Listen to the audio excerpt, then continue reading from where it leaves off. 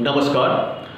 मागच्या वेळेला आपण राष्ट्रसंत तुकडोजी महाराज नागपूर विद्यापीठाने व्यवसाय संघटनासाठी जो काही सिलेबस ठेवलेला होता त्या सिलेबसच्या विषयी आपण परिपूर्ण चर्चा केली.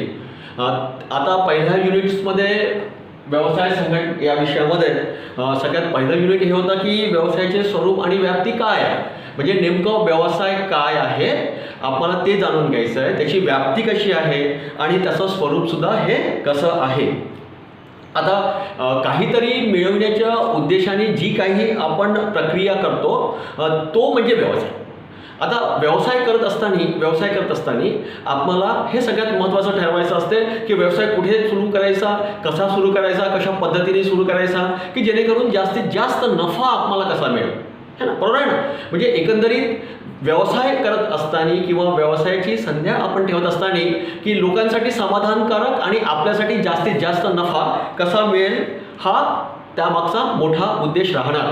म्हणजे व्यवसाय हा व्यक्ती केव्हा करतो, स्वतःच्या प्रक्रियेतून दुसऱ्याच्या प्रक्रियेमधून जास्तीत जास्त नफा कसा मिळेल.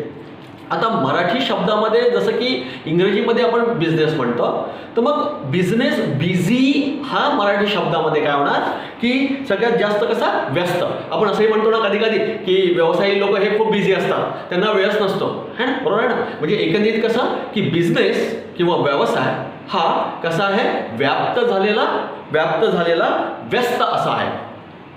त्याच्यानंतर आपण एक सगळ्यात महत्त्वाचं म्हणजे बघायचं आहे की व्यवसायाची क्रिया ही अर्थशास्त्राच्या प्रक्रियेशी कशी आहे, निगडीत आहे. म्हणजे व्यवसाय करत असताना आपल्याला अर्थशास्त्रामध्ये सुद्धा त्याच्यात काय करावं लागेल, सहभाग करून घ्यावा लागेल. म्हणजे एकंदरीत काय म्हणू आपण, वस्तूंची खरेदी विक्री आणि व्यवहार सुलभतेने पार पाडण्यासाठी हेतूने जी काही आपण क्रिया करतो त्याच्यामध्ये काय काय असणार, वाणिज्य असणार, बँक असणार, व्यवसाय असणार, दळणवळण असणार आणि विनिमय सुद्धा असणार.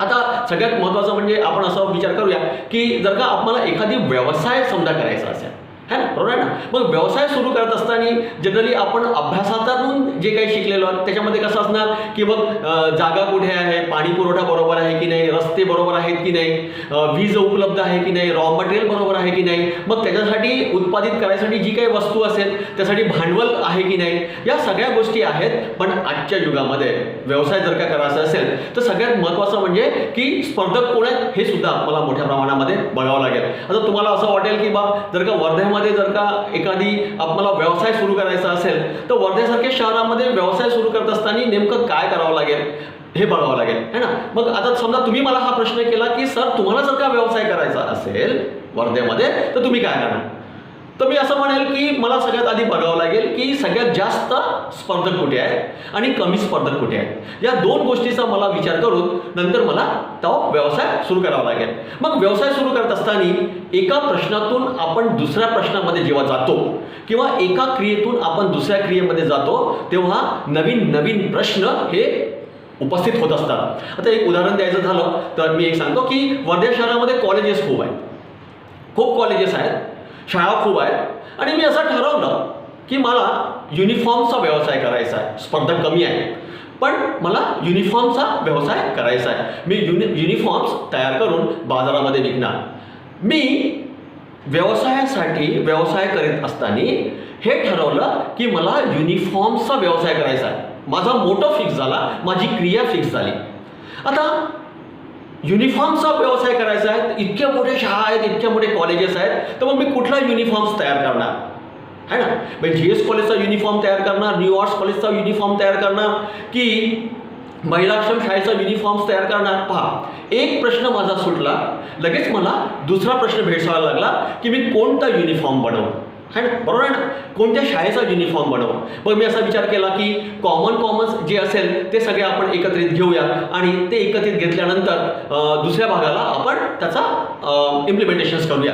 म्हणजे एकंदरीत साधारणतः शर्ट्स जे असतं ते पांढऱ्या कलरचं असतं, म्हणून साधारणतः मी काय करणार की जास्तीत जास्त पांढरा शर्ट जे शाळेमध्ये वापरतात मुलांसाठी त्याचा मी सिलेक्शन करणार.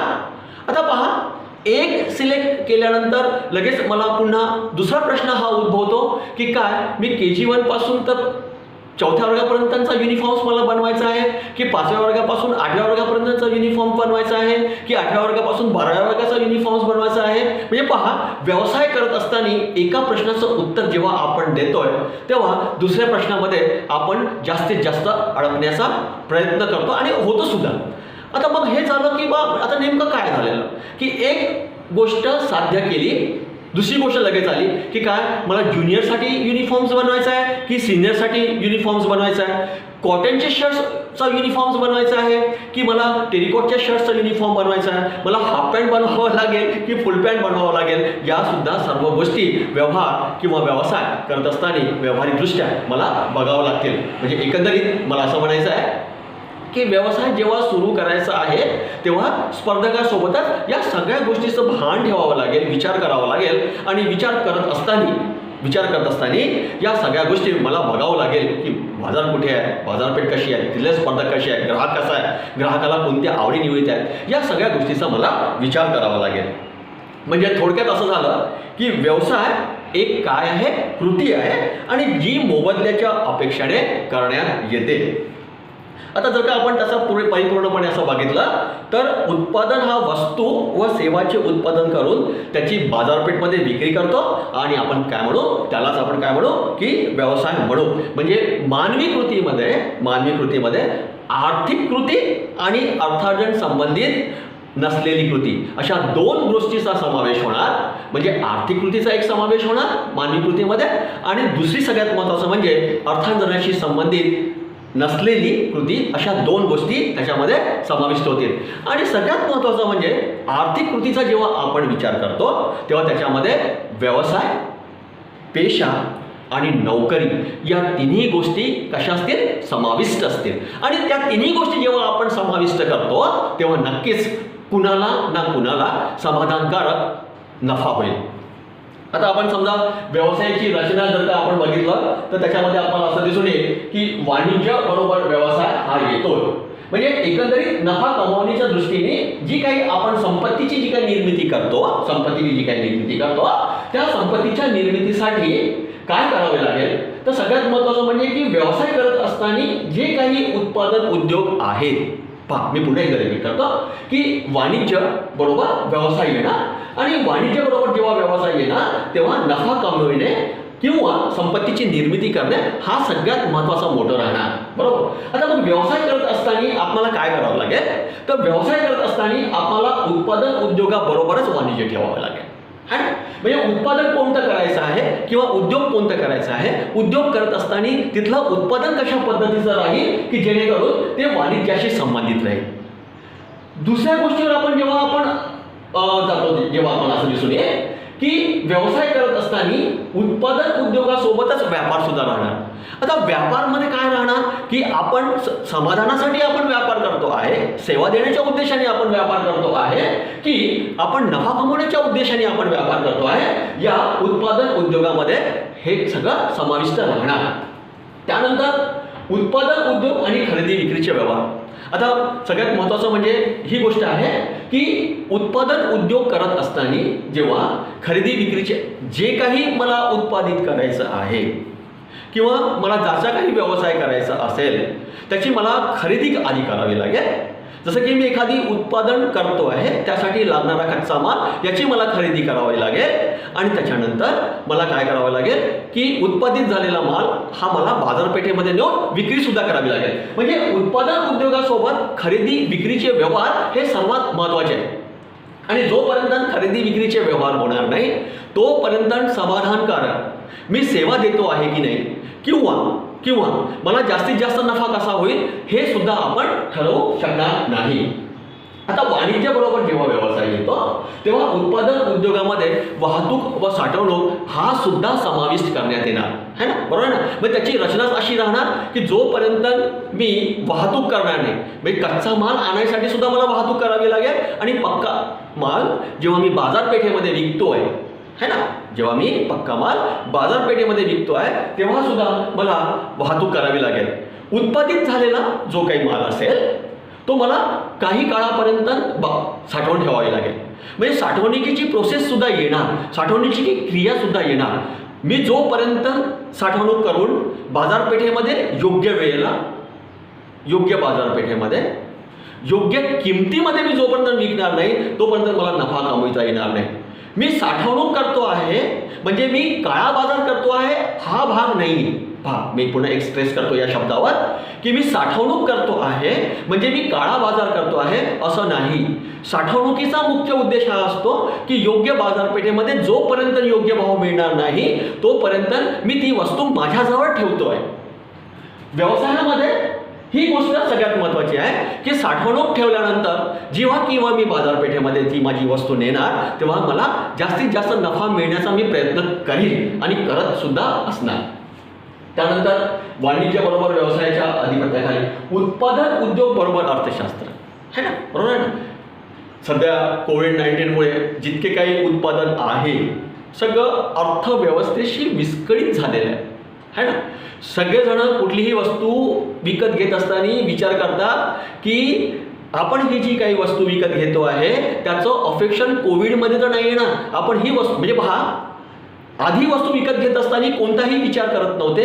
समाधानासाठी किंवा तिच्या उपयुक्तेसाठी आपण ती वस्तू विकत घेत होतो. आता कितीही उपयुक्त असली तरी मनुष्य हा विचार करतो की याच्यामध्ये किती लोकांचे हात गेलेत, मग आपण काय करतो त्याला सॅनिटायझर करतो है ना. त्या दिवशी मी एक पेन ड्राईव्ह विकत घेतला, तर पेन ड्राईव्ह विकत घेतल्याबरोबर त्या दुकानदारांनी सुद्धा मला त्या पेन ड्राईव्हवर सॅनिटायझरचा मारा केला आणि माझ्या हातावर सुद्धा मारा केला आणि त्याच्यानंतर मला त्यांनी ते दिलेत. इव्हन ते पैसे देत असताना त्याचं जे काही बिल देत असताना त्यांनी सुद्धा त्या रुपयावर सुद्धा सॅनिटायझरचा मारा केला आणि नंतर पैसे घेतले. म्हणजे एकंदरीत अर्थामध्ये सुद्धा कोविड-19चा हा जो काही इफेक्ट झालेला आहे हा इफेक्ट मंद गतीने नाही म्हणू शकत आपण, एकदम पण म्हणू शकत नाही, पण हळूहळू मंदी निर्माण झाली.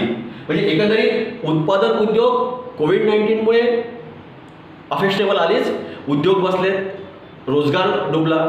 रोजगार डुबल्यानंतर जे काही मजूर जे होते स्थलांतरित झाले आणि समस्या निर्माण होत गेल्या, त्याच्यावर सुद्धा तोडगा निघेल. म्हणजे एकंदरीत व्यवसायामध्ये उत्पादन उद्योगासोबतच अर्थशास्त्र सुद्धा राहणार.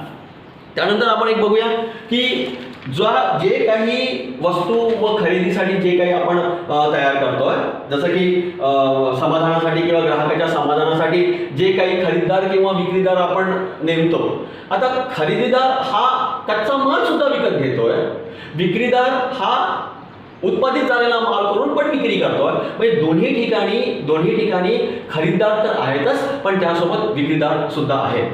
जी काही विनिमयाची जी काही क्रिया होते आहे व्यवसायामध्ये सगळ्यात महत्त्वाचा अफेक्शन जो काही असेल तो मनी किंवा पैसा.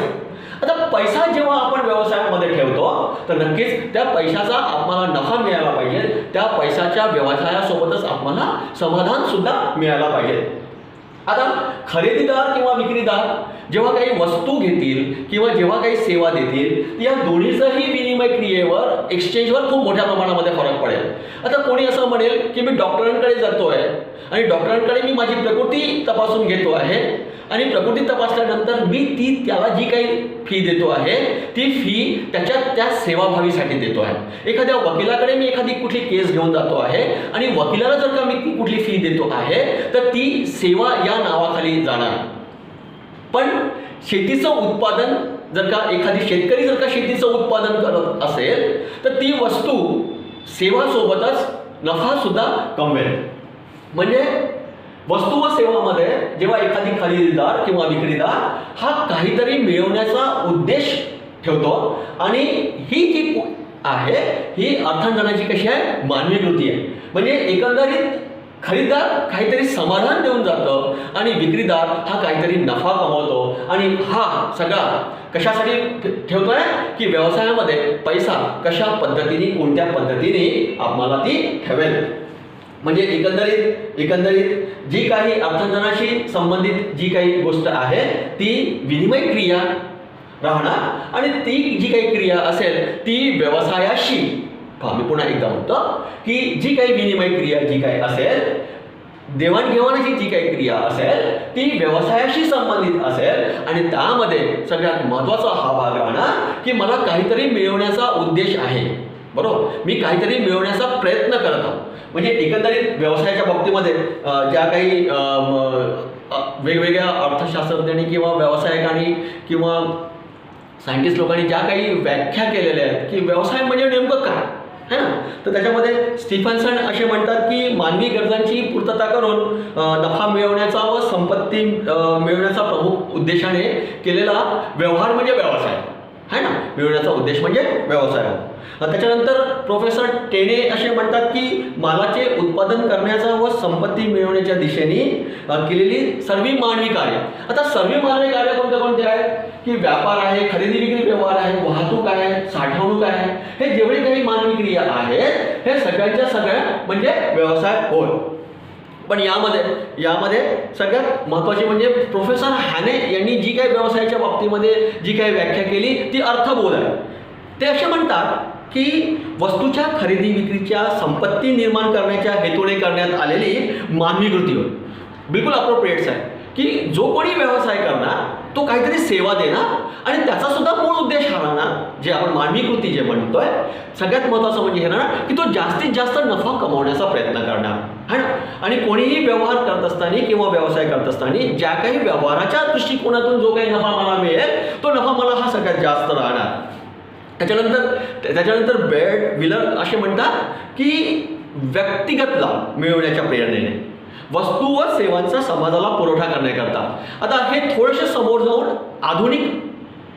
आधुनिकतेचा व्यापारी किंवा आधुनिकतेचा व्यवसायामध्ये त्यांनी ही जी काही व्याख्या केलेली आहे ते म्हणतात की समाजाला पुरवठा करण्याकरता मी हा व्यवसाय करतोय, समाजाचं हित लक्षात ठेवून मी हा पुरवठा करतो आहे. मी जो काही व्यवसाय करतो आहे आणि व्यवसायातून उत्पादित झालेली जी काही वस्तू आहे ती मी समाजासाठी पुरवतो आहे आणि समाजाला जी काही वस्तू ही जी आवश्यकता आहे ते मी पुरवतो आहे. त्याच्यापासून मला नक्कीच नफा होणार आणि ती काय आहे ती मानवी कृती आहे. म्हणजे एकंदरीत बेअर्ड विलरनी सुद्धा हेच म्हणालेत की प्रोफेसर बेअर्ड विलर सुद्धा हेच बोललेत की मानवी कृती पण हे जे मी जे सगळं जे करतो आहे ते समाजाच्या सुखासाठी करतो आहे. हा व्यवहार जो मी करतो आहे हा व्यवहार मी समाजासाठी करतो आहे व्यवसायाच्या रूपाने. Okay then, thank you.